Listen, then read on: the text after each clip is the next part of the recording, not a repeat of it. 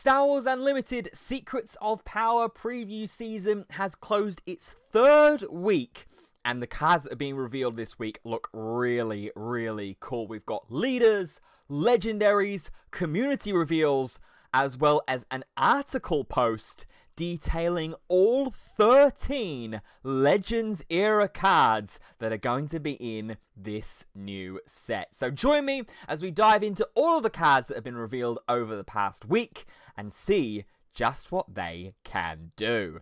My name's Ben Fitzpatrick, I'm a TCG caster, and that means I just love talking about them. So let's do that right now.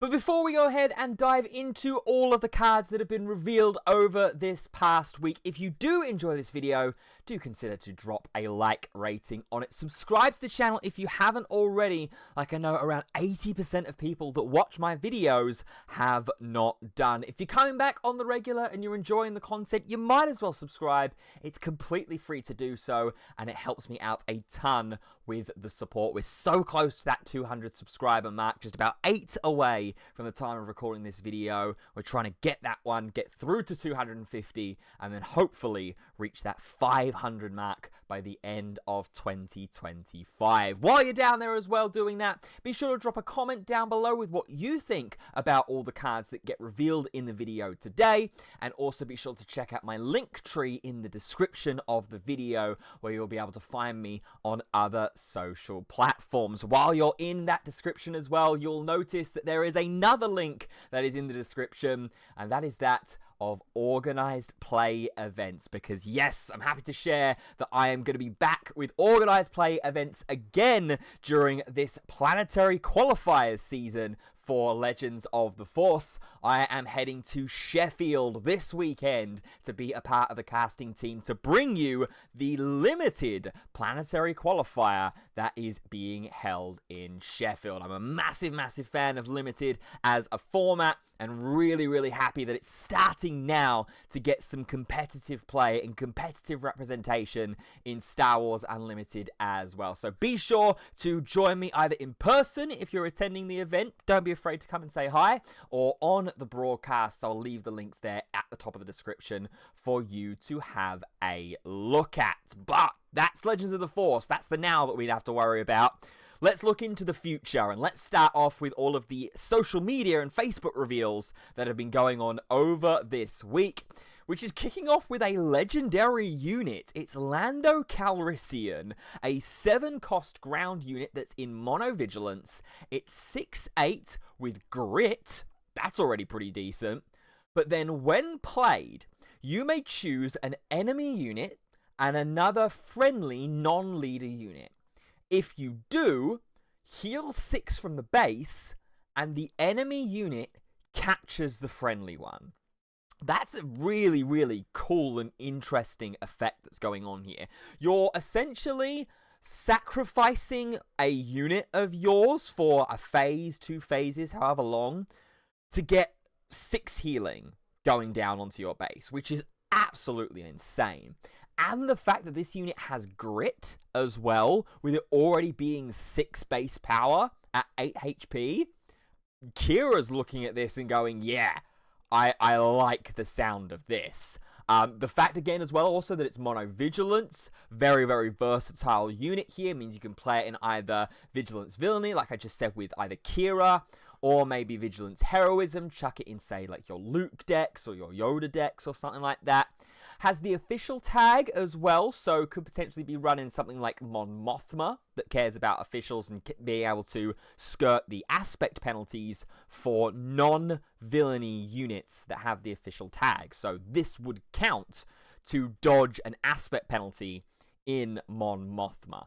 This looks really cool, in all honesty. I'm totally for this, because even if it's a case of you're sending your unit away to be captured, and you don't have a rescuing card in hand, you don't have the spare the target, I think it's called, or anything like that that lets you just straight up rescue. You don't have access to L337 as well, and the resources to smuggle out and rescue. You could just, depending on the HP of that unit that's capturing your own, just crash straight into it with Lando, get the grit stacks for this unit as well, and free up your unit that you sent away and sacrificed. So there's a lot of really cool things that I think that we could do with Lando Calrissian, and I'm very, very intrigued by it. Definitely feels like a legendary level of card. Next up, we're going to drop down to rare, but head on over to Aggression and Heroism with Alexander Callis. It's a 7-resource ground unit in Aggression and Heroism. It's a 6/6 with the Spectre tag, so Harrison Dulla fans, have your ears perked up on this one. While you have the initiative, each other friendly unique unit gets Rage 2, and when played, you deal 2 damage to each of up to 3 ground units. So the when played ability may be a little bit underwhelming at 7 resources. If you're facing a board against a load of like spy tokens, then this is great. You just get rid of all the spy tokens. But anything else, you might be at the point in the game there where things are maybe just a little bit bigger, and you're looking to maybe try and soften some things up before you go ahead and play this Callus down. It's really actually the first line of text that's got me the most excited. While you have the initiative, each other friendly unique unit gets Raid 2. And obviously, because we've got the Spectre tag as well, we just mentioned about Harrison Dulla, you could very well just play this in Hera and give all of your unique stuff Raid 2. So things like the Ezra, things like the Kanan, the Ghosts as well, they're all unique. So that could be really, really cool. There's been a couple of Hera decks that popped up during the Jump to Lightspeed format, and I'm talking OG Hera Syndulla here from Spark of Rebellion, not Pilot Hera. There were a couple that popped up and did respectively, did well. Could this bring it back into the forefront? I'd certainly not be against it. I think it could be really, really cool. 6/6 is a decent enough stat line. Obviously, you do have to be careful of running into just Fell the Dragon and things like that with this unit, but I like the sound of it early on. Definitely in that kind of that Hera and Spectre package. I think anything else, it becomes a little bit more awkward at the 7-resource slot. Like, for example, there's no way you're running this in anything like Sabine, I don't think. That top-end slot is too congestive with Poe, with Wrecker, those kinds of things. Any of the Force decks, Han worth the risk, maybe. If you're still running the Force package, a load of unique Force units, it could see play in that potentially. Obviously, you're getting it out cheaper as well, but taking the damage for it. So, I don't know. A little bit more experimentation, I think, needs to be done with Callus first. But I definitely am looking at this and thinking that Hera could have that deck as a home. Next up is going to be another legendary. Yeah, we're getting swarmed with them recently. Dryden Voss. It's a 4-cost ground unit in Aggression and Villainy this time. 2/5 with the Underworld tag. So Cad Bane ability available here for this one. And then on attack, you may double this unit's power for this attack. If you do, this unit doesn't ready during the next regroup phase. That's a really cool effect. Being able to swing in and make it a 4/5 for 4 in that attack, definitely really, really interesting. The fact that it doesn't restand during the next regroup phase is a little bit unfortunate, so you're not getting another opportunity to attack, even if it was just attacking with 2. Like, if this ability was, you can't use this ability during the next action phase, I think that makes this card a little bit more viable. But because we don't have cards at the moment, at least from my memory, that allow us to reactivate anything on an action and not just in the regroup phase, is a little bit annoying, unfortunately. If there was, and you can combine it with Dryden Voss, that's disgusting. Card could be broken. But as it is now, I'm not 100% convinced on this. Again, I mentioned the Underworld tag. Underworld tag is cool. Gives us Cad Bane ping online with playing this unit down. But I just fear that it could be a little bit too squishy It's a bit glass cannon, it feels like, for Dryden Voss here. Let me know down in the comments section, though, below, if I got that wrong, if this is better than maybe I'm giving Dryden Voss credit for. But to me, it feels like it's a glass cannon. To me, it feels like you're going to get one usage, realistically, out of this on-attack effect, unless you're, like, immediately leader deploying in that next regroup phase, in that next action phase at 5 resources. It feels like your opponent's just going to sort of beeline to clear this, and there's not going to be much damage they're taking on the crackback because of the 2 base power. That's what I'm seeing at the very least. Next up, we're going to pivot over to a couple of leaders that have been revealed this week, and this one is breaking some boundaries here. It's the first double mono aspect leader that we have had printed in Star Wars Unlimited so far. It's DJ, a mono cunning but double cunning leader. It has the action to exhaust itself on the leader side, choose a friendly unit. If you do, play a unit from your hand, it costs 1 less. The chosen unit then captures it. So really interesting, kind of similar to like Qui-Gon in a way, with its a kind of bounce style deck. For those that are familiar with the One Piece card game, kind of like Trafalgar Law kind of style from OPO1, the red-green one. But this one, you're getting a new unit into play. You're getting it into play with a cost reduction as well, with 1 less resource being spent. And then your unit is still sort of semi-safe because it's under your control. The capture happens on your friendly unit that you cheat out with the DJ effect here. So this is a really, really interesting one, a really cool one, I think. And again, a really different take on the capture mechanic, which we got teased about from the Tyler Parrott article quite a few weeks ago now, that got revealed ahead of Secrets of Power reveal season kicking off. So I'm really excited about what players can maybe cook up with DJ, and especially when you go and deploy him. He deploys on 6, so a little bit on the expensive side, but is a 4/6 with Saboteur, nice, and then has the ability, friendly units that are rescued enter play ready. So not only are the units that you're capturing your own units, so sort of safe, quote unquote, for yourself, but when you then go ahead and deploy DJ, you then want to start rescuing your stuff because they come back in ready.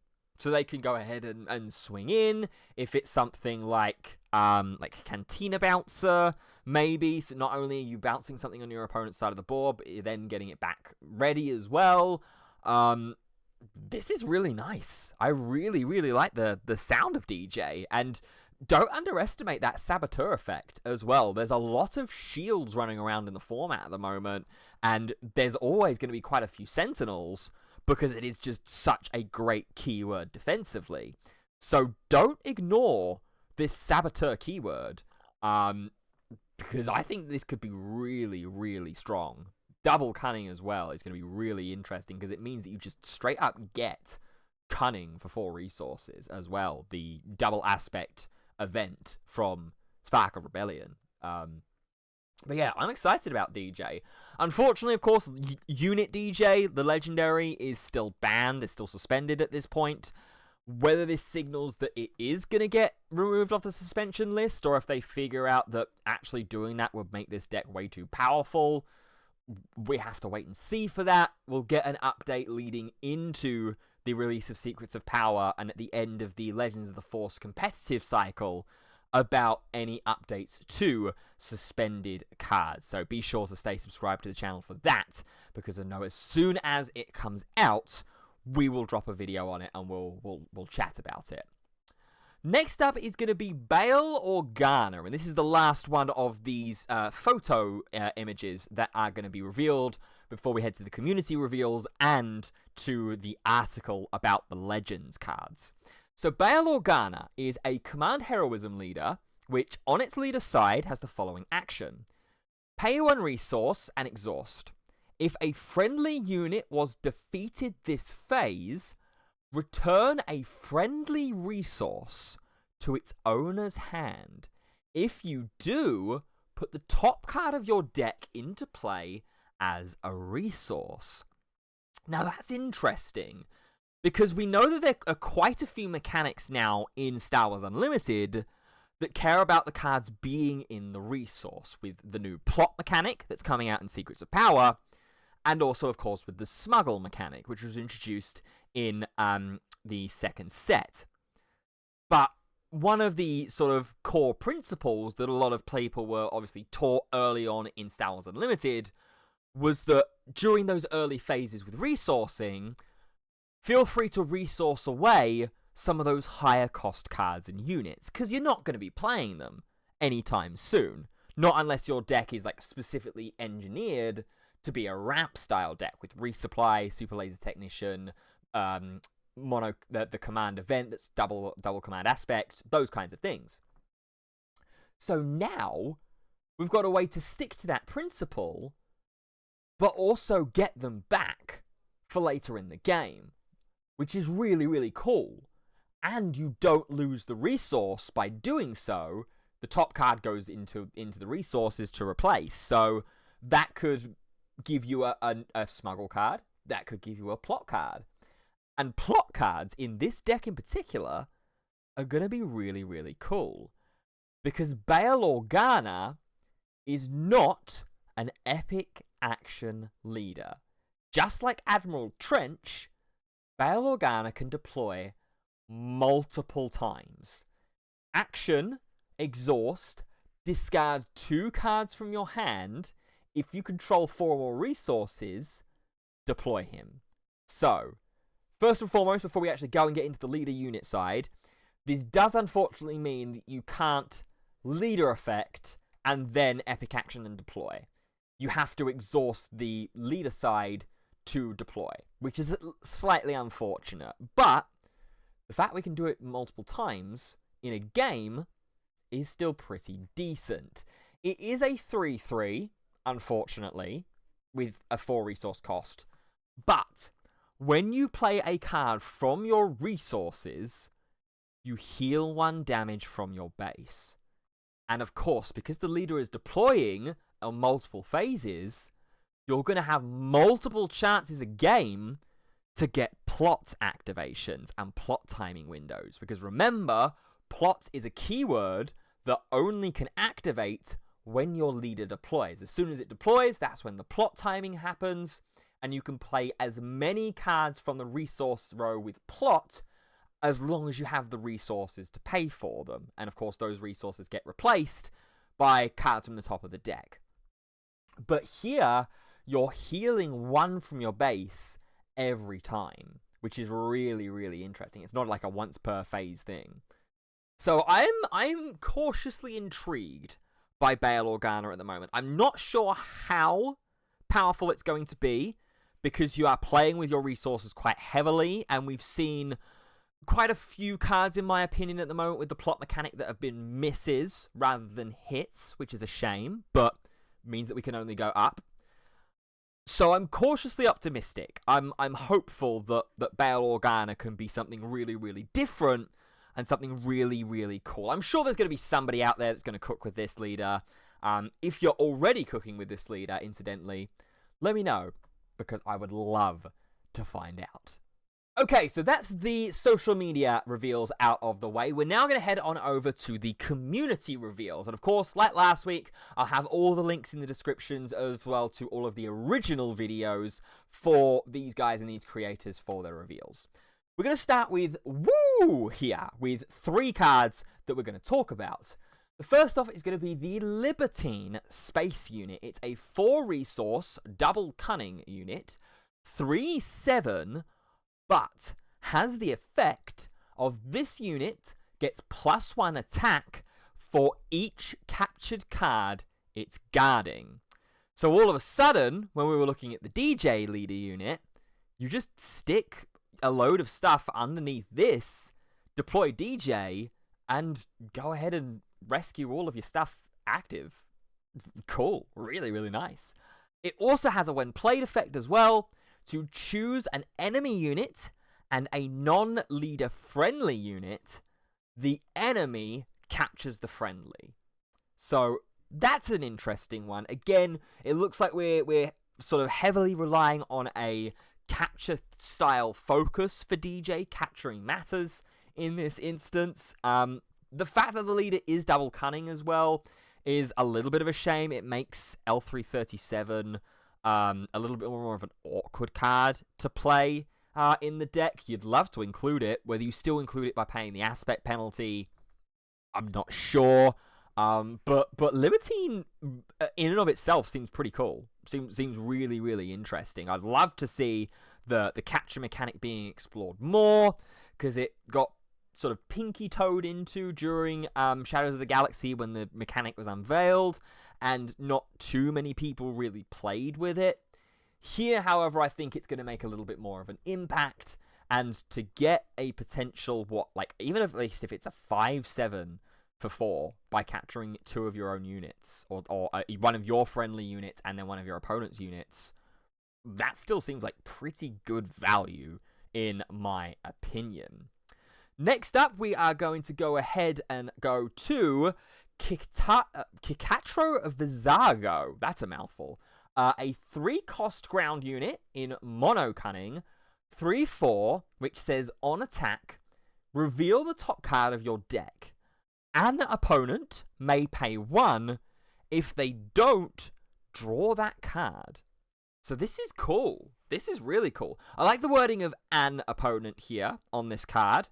Means that it works around in Twin Suns as well. Any player can pay the extra 1 to make sure that you don't draw that card.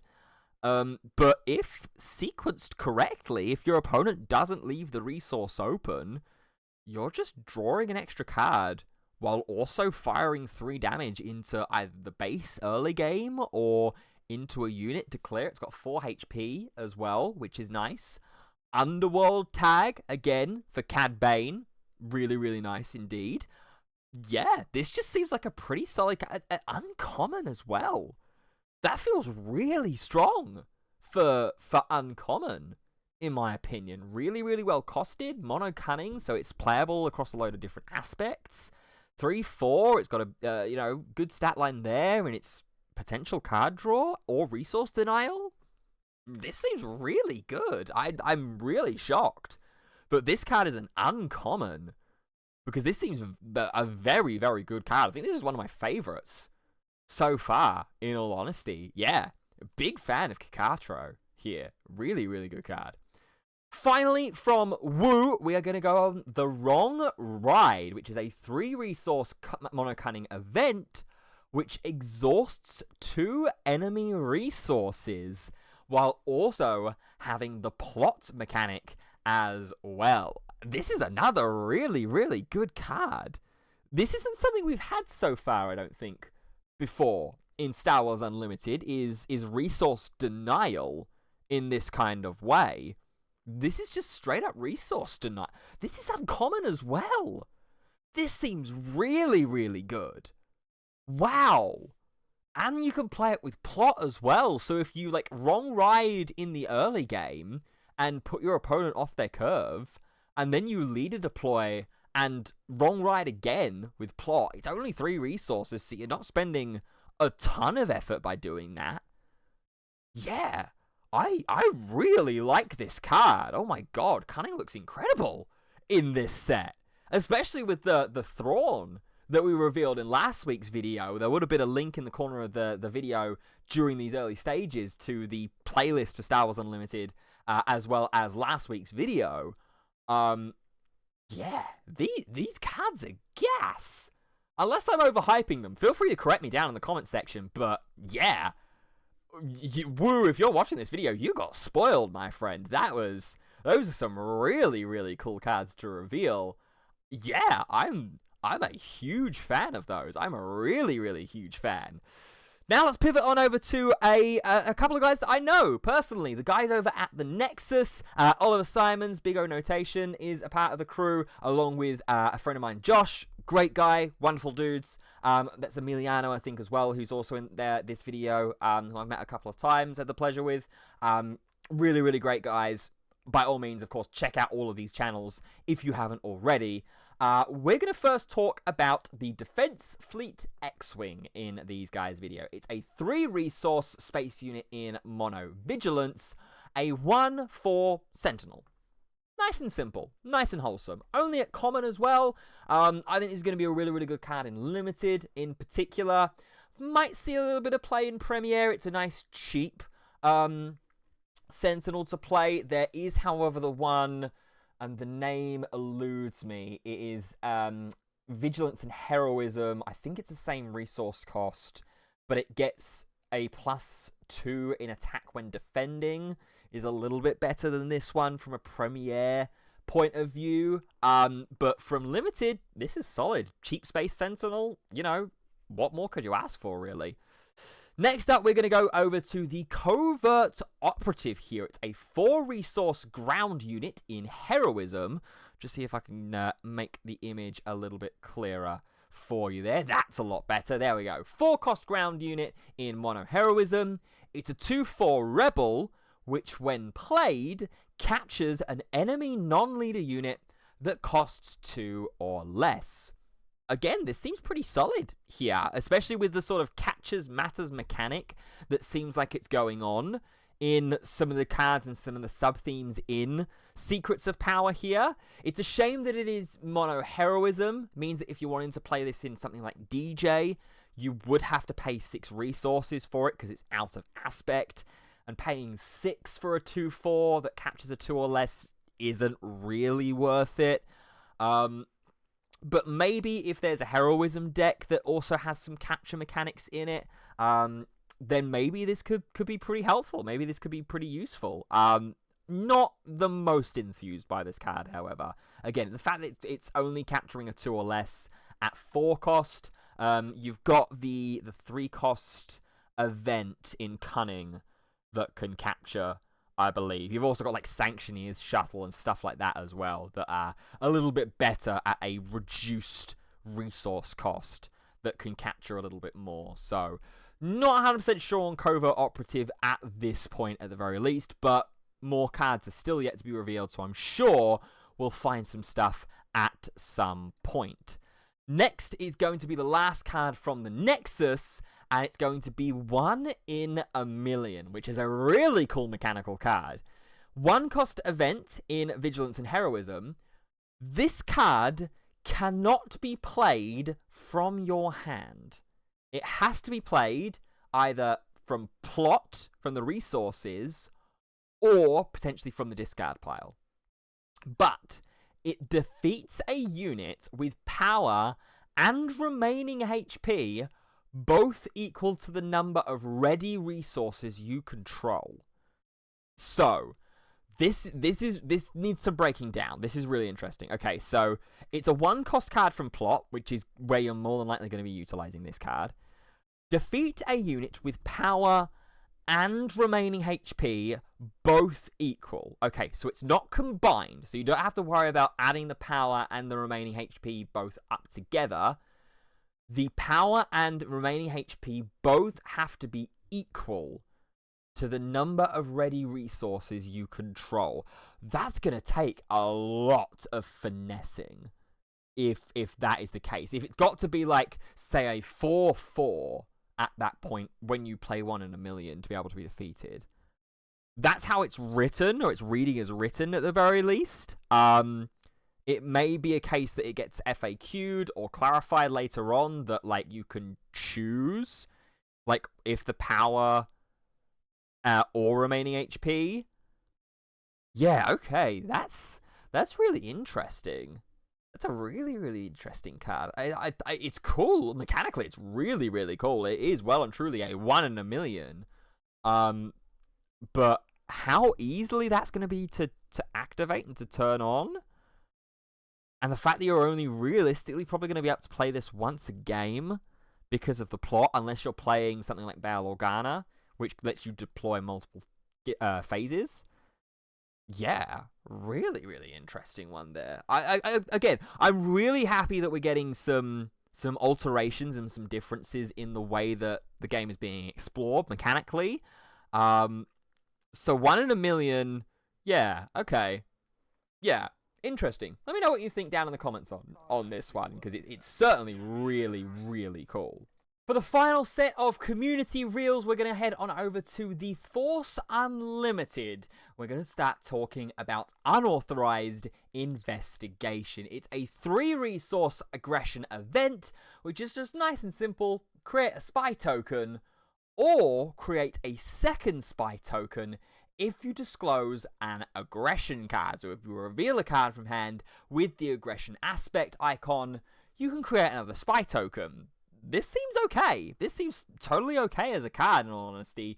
Especially maybe more in the early game. If you're playing this on Phase 2, for example, and you're getting 2 spy tokens on the board, that seems okay. It's only a common as well, so not going to be super expensive or anything like that. Could pair quite nicely with the token matters leader that was in last week's video, the one that can ready token units. That could pair quite nicely and be quite an aggressive style strategy. But even without it, I think just getting multiple spy tokens on the board, if you've got a good usage for it, if you're going to then go ahead and Unity of Purpose combo sort of thing with them, that could be really, really cool. I'm all for that.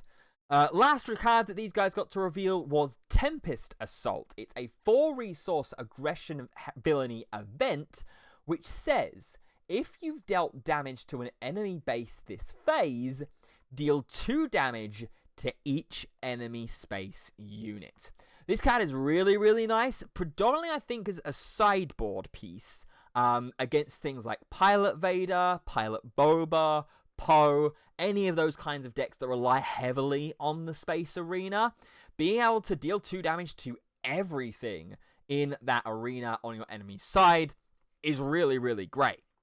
And the fact that this is if you've dealt damage is also really helpful, because it means that you're not just locked into, I have to attack in to the base to deal damage. Yes, that's absolutely a way to do so, but it also activates things like Daring Raid. So if you say, for example, on the 5-resource phase, if you go first action Daring Raid, burn 2 to base, and then second action pay 4 and Tempest Assault, that's going to work. And you're going to wipe away your entire opponent's space arena, potentially, depending on what deck that you are playing against. So I really like the look of Tempest Assault, particularly as a side deck piece, maybe more as a main deck card, if you're expecting a heavy Pilot Vader meta, those kinds of things. But this card could be really, really cool, and definitely one that I'm a fan of.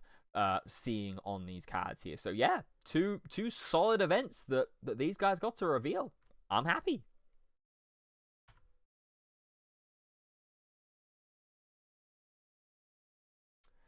So that's all the community reveals all gone through, as well as the official post on social media, and you'd be, forgiven, thinking that was maybe everything for this week. But yesterday, Peter Schumacher dropped an article on the Star Wars Unlimited official website detailing the 13 cards that are going to be released from the Legends series and from the wider canon of Star Wars Unlimited. So we're going to talk all through them now. First off, we'll kick it off with Traya's Acolyte. Nice and simple. It's a 2/4 vanilla for 2 resources on the ground in Vigilance and Villainy. Be often with hearing this Vigilance icon. There's quite a lot of cards here that are from Vigilance that are in this Legends set. Traya's Acolyte seems fine. It's definitely a higher HP range for something like maybe Kira. Not quite your best Phase 1 player in Kira, with the reliance on Dr. Pershing and how good of a card that is for consistency early game. But, it's a decent HP unit. Also maybe something like Mother Tolzin, just to get some early aggression in, as opposed to relying on something like Secretive Sage. Yes, it comes in with a shield, but here you're just getting more HP right off the bat with that unit, and it's got the Force and Sith tags. So a couple of different options that you could use there with the Traya's Acolyte.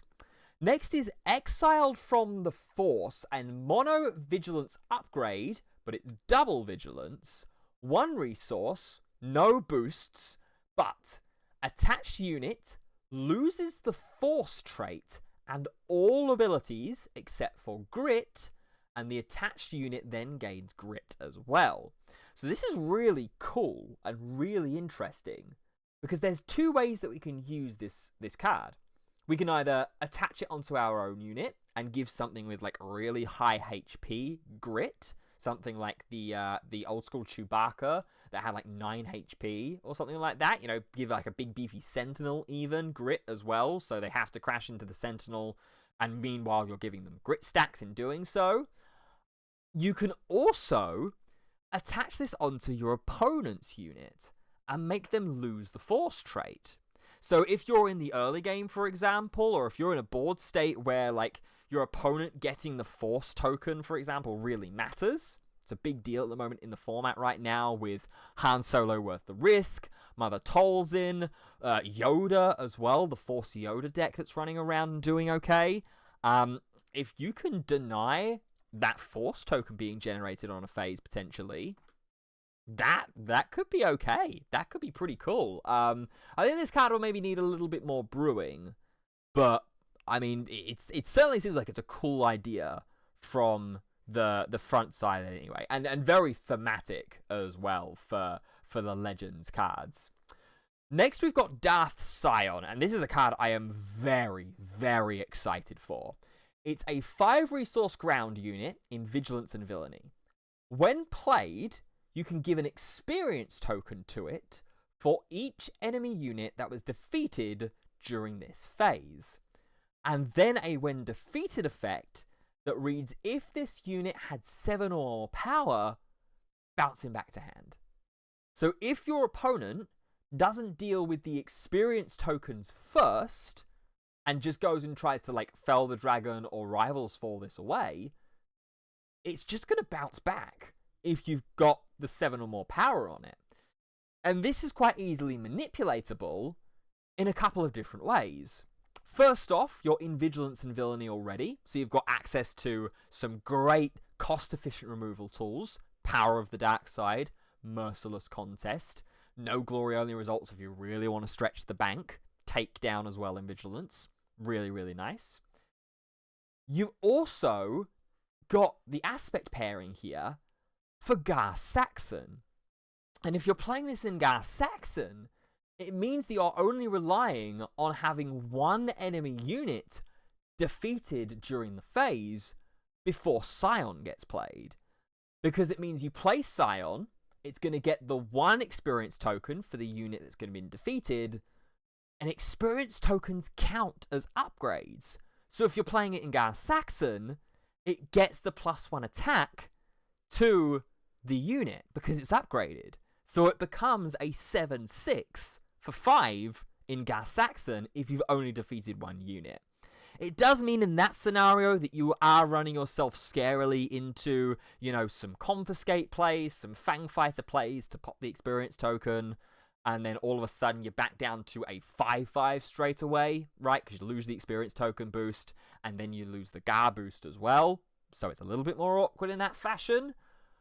But it is a really, really cool card. And even if you do just, like, you know, go the honest way and use your units in the ground and the space to crash in, get rid of some units, and then just drop Darth Scion, you know, that's going to ask a lot out of your opponent to try and remove. So this is a very, very good card, in my opinion. I really, really like this. And I think this is the first time that we've had this kind of, like, bouncing back effect, that ability to just constantly, like, replay a dangerous unit over and over again. I know we've had, like, Salacious Crumb, which bounces itself to hand, but, you know, that's like a 0/1 that's healing, you know, for every time that it gets played. This is potentially doing some serious, serious damage if it's not answered very, very carefully. Lost Jedi is the next card that we've got to talk about. Another nice and simple one. It's just a 2-resource ground unit in Mono Vigilance. 1/3 with Grit. It's okay. 3 HP on a Grit unit is maybe a little bit awkward in my opinion. You'd much rather that be like 5 HP, even 4 HP makes it a little bit more useful and versatile. But maybe in the early game, it can, tank a hit off of like a raid unit, for example, that's like a 1-3 raid.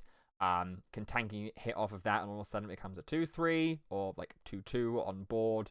But not amazing. It feels like there's a few other cards, like especially in these decks that want to have grit cards being active. Again, I'm gonna like sort of pivot into Kira.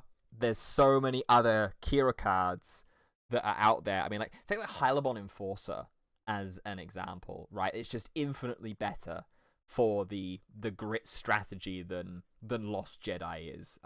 Does mean that you can like have the opportunity to generate the Force token maybe if you're playing a Force base, but that's not really happening in Kira at the moment. It's just Data Vault that you're pairing with pretty much at any time. Disciples Devotion, a 3 resource upgrade in Mono Vigilance, +1/+3 boost. While attached unit is exhausted, it gains Sentinel. This I'm really interested in. This I think is a cool card. Because again, if we go back to the Darth Scion card that we were just talking about earlier, if, say, you do run into that situation where like you're playing this in Gas Saxon and you only have the 1 experience token underneath it, if your opponent removes the experience token and drops it down, if your next action or your next phase, depending on what resources are available in the game state and stuff like that, is to use Disciples Devotion on it, all of a sudden, it becomes huge again and is really, really nice. So I like the idea of this card. I mean, even without like that Darth Scion idea, if you stick it on something that's already quite high HP, so some of those like 5 HP units that we were just talking about with Grit, if you chuck a Disciples Devotion onto it and swing in, it's got Sentinel. So your opponent is going to have to crash into it, give you the Grit stacks, unless they've got a way to hard remove it in any kind of way. So Disciples Devotion, I think, is a really cool card, in my opinion. Yeah, it gives me Eustace Captain Kidd vibes, for those that know of or play the One Piece card game. If that character, that unit is exhausted, you have to attack into the Eustace Captain Kidd, which is basically Sentinel. So gives me those vibes, in my opinion. Hunting Assassin Drone. This is an interesting one. 3 resource ground unit in Aggression and Villainy. It's a 3/4 that says, while an enemy unit is damaged, this unit gains Raid 2. So again, we're looking a lot at this kind of grit mechanic that's going on here, and this grit underlying theme that seems to be in Vigilance predominantly in this set. So if you're pairing this with grit cards, if you're pairing this with, again, Kira, because she is the one that really benefits and boosts off of getting having grit units on board, then you've got a 5/4 when it's attacking in for 3, which is pretty decent. The only issue with that is its aggression, and as we've just established, Kira doesn't really stray away from Data Vault. At least right now she doesn't, to give you that longevity and to give you access to the command aspect as well, things like Super Laser Technician. So not maybe the best sort of example of it there. It's Underworld tag, so Cad Bane, another Cad Bane card as well, but it is when an enemy unit is damaged, actually. So I've actually been reading this card completely wrong. Yeah, this isn't a Kira card, this is a Cad card. Because you Cad Bane ping something, keep that pinged unit alive, and you've got Hunting Assassin droids to just keep raiding in. Okay, yeah, no, I was reading this card wrong. This is crazy. This is actually really... This is a common, by the way.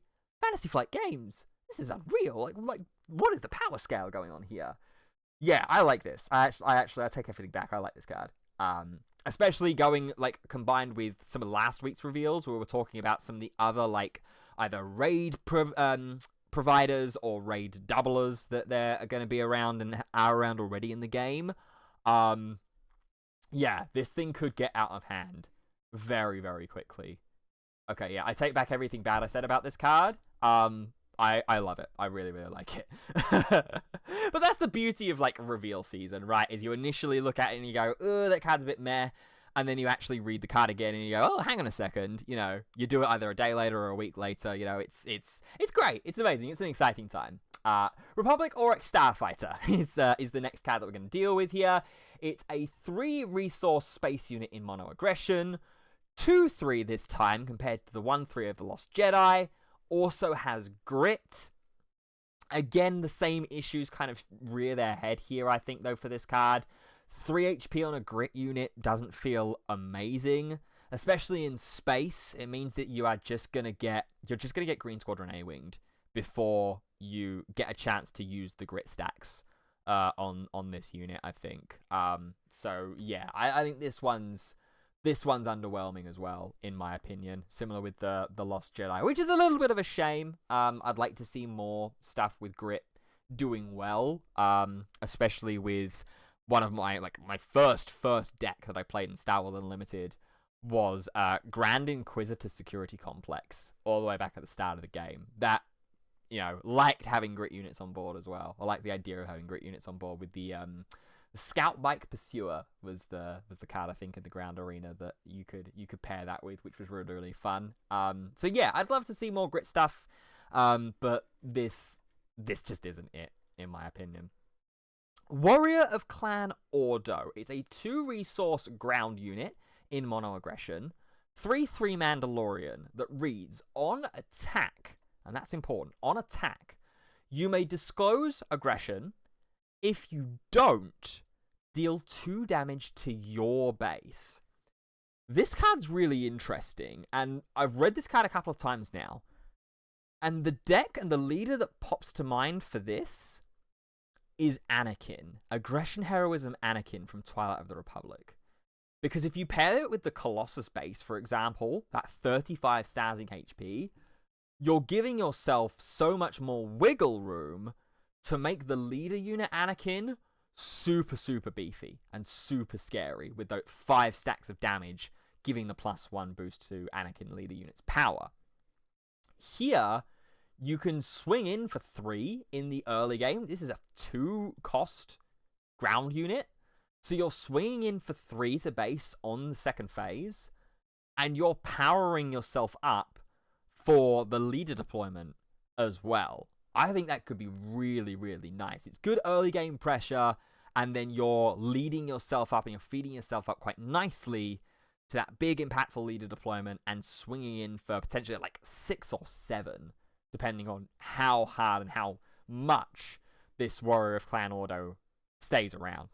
It's also not a unique unit, so you could just, if you really wanted to go like turbo, 10 power Anakin leader unit, use the Warrior of Clan Ordo multiple times and just keep swinging in either to base or dealing with your opponent's units on the ground arena as well.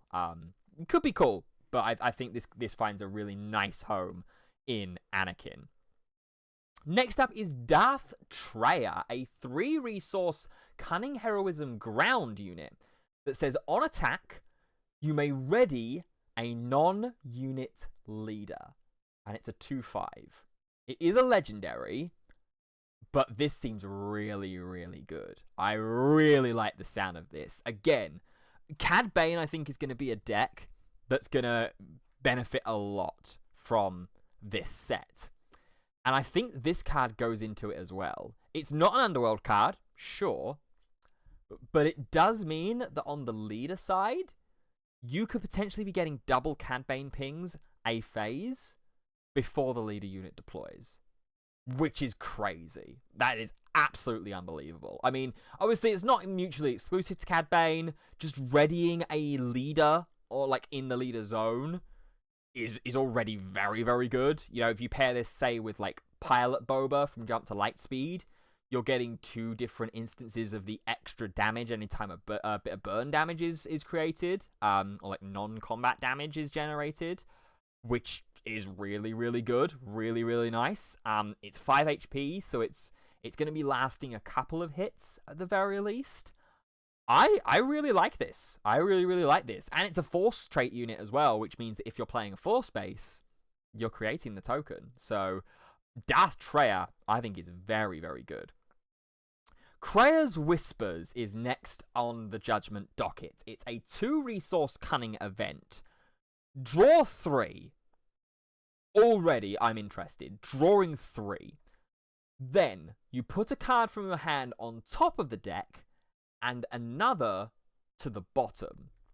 This card seems insane, honestly. It's super cheap at just 2 resources. It's drawing 3, which is a lot of information. And then you're filtering with 1 to the top and 1 to the bottom of the deck. So you're setting yourself up with a card on the top for things like C-3PO, for things like Han, loads of different other things you're setting yourself up for there on the top of the deck, or just setting yourself up ready for a good draw. Filtering something away that you don't necessarily either want or need in the matchup, potentially, is really, really nice. And also the fact that all that happens after you draw the 3 cards. I've said in other card games when you've got these kind of like filtration effects that go on, that it's always so much better when you get the added information first. When you draw those cards first before having to make the decision, you're just working with so much more knowledge, as opposed to having to try and play this like awkward guessing game of, well, what if I draw this card and this card and this card? What card can I afford to lose here? And then you draw the cards and you go, oh, actually, that's not what I wanted. That could have had a combo sort of thing going on with the card that I trashed. So really, really great here that we've got it that way around. And I mean, ultimately, end of the day, even if you're just ending up with one of those cards still in hand, you're still drawing 3. You're still seeing 3 cards in that exchange, which to me seems pretty good, but I might be wrong. Ebon Hawk is up next. It's a 3-resource space unit in Mono Cunning. It's 3/3, which says, on attack, you may disclose heroism and or villainy. If you disclosed heroism, this unit gets +2/+0 for the attack. If you disclosed villainy, you give the defender -4/-0 for this attack. Really, really cool card here. We're starting to see a little bit more with Star Wars Unlimited, these kind of blurrings of the lines with aspects. We saw it obviously with Anakin, Champion of Mortis, which is a super, super popular card in the format right now. We're potentially going to be seeing it again here with Ebon Hawk. And much like the Anakin looked like at face value at the very least, at face value, this Ebon Hawk could fit really nicely at home in Flip Palp from Twilight of the Republic, because you're obviously already going to have access to a cacophony of these cards from both of the aspects in Heroism and Vigilance. So, you're likely to be able to get yourself to a point where you're having 1 Heroism, 1 Villainy card in hand. And the cool thing about this as well, as I've been, vocally critical at points of the disclosure mechanic and how it's a lot of unnecessary information that you could give your opponent, here, this can kind of work in the same way that Silver's Rayleigh is, a deck in the One Piece card game, which does a similar kind of thing. You disclose, you reveal 2 red events from your hand for the leader effect, but also for other effects built around the deck. So you just keep those 2 cards in your hand, and you just constantly reveal them, turn after turn, activation after activation, because it's not, and then your opponent's not getting any new information there. You're saying, oh, well, those cards are still in hand. I'm going to have to worry about them at some point, but that's all they're getting. You're not, getting them in access to more information of, okay, one phase it's this card and this card, and then one phase, oh, that's a new villainy card that I've got to worry about. Oh, there's a new heroism. And especially if it's like in game 1, and in the back of your opponent's mind, they're getting the download on your potentially entire deck list at that point. So, really, really interesting effect. Not mutually exclusive, of course, to Flip Palp, as we've seen with Anakin, Champion of Mortis.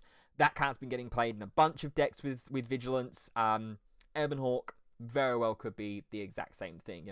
Even if you're just disclosing 1 as well. If you're disclosing 1, you're either swinging with a 5/3, Or you're swinging with a 3/3 and, in theory, not taking any damage back from the attack as well. So, Ebon Hawk seems totally good, totally fine for me.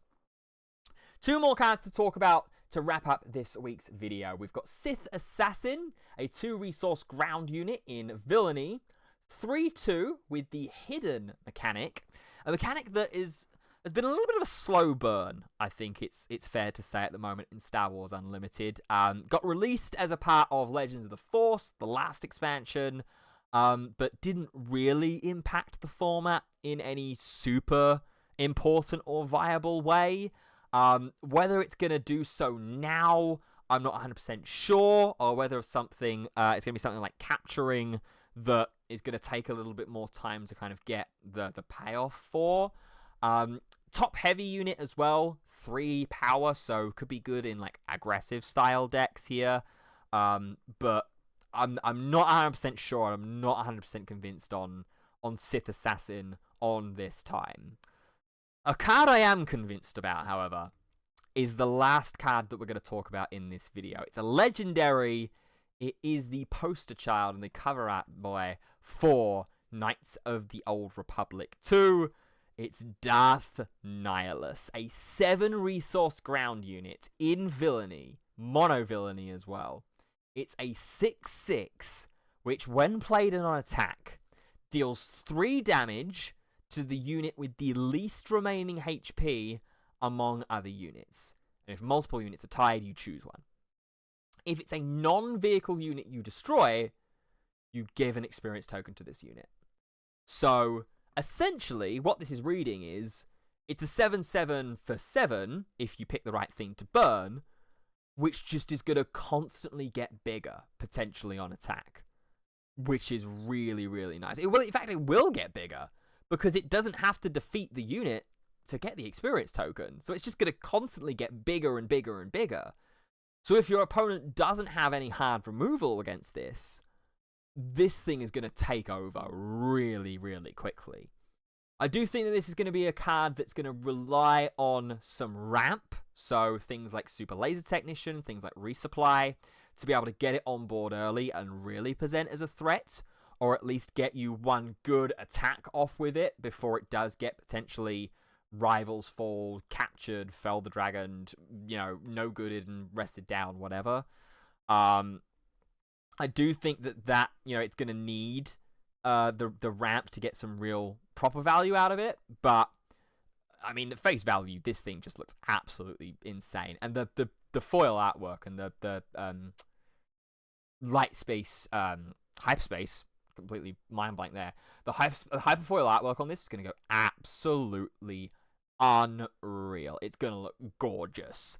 And a card I'm very, very excited for. I need to go back and play Knights of the Old Republic 1 and 2 in the lead up to Secrets of Power, as well as the Old Republic as well, the MMORPG, which is a really cool game. I played it a few years ago now for a little bit, but just never sort of kept up with it because obviously, MMORPGs, they are huge, and the subscription fee or whatever. But I mean, let me know if you'd like to see any stuff like that on like a side channel or something. I'd be down for that. But anyway, aside about talking about cool video games for the Star Wars franchise, we've got some really, really cool cards for Star Wars Unlimited that have been revealed and joining us this week. I think this week was a banger week. I think all the legendaries were really, really good. I think there were some great community reveals this week as well. And this article was just absolutely insane. Seeing this drop out of nowhere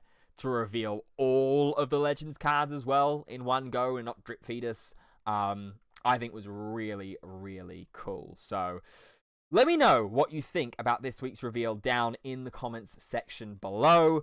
While you're down there as well, be sure to tell me what kind of decks that you're already thinking about and brewing for Secrets of Power. If there were any kind of cards that I've overhyped here, any that I've underhyped, let me know down below.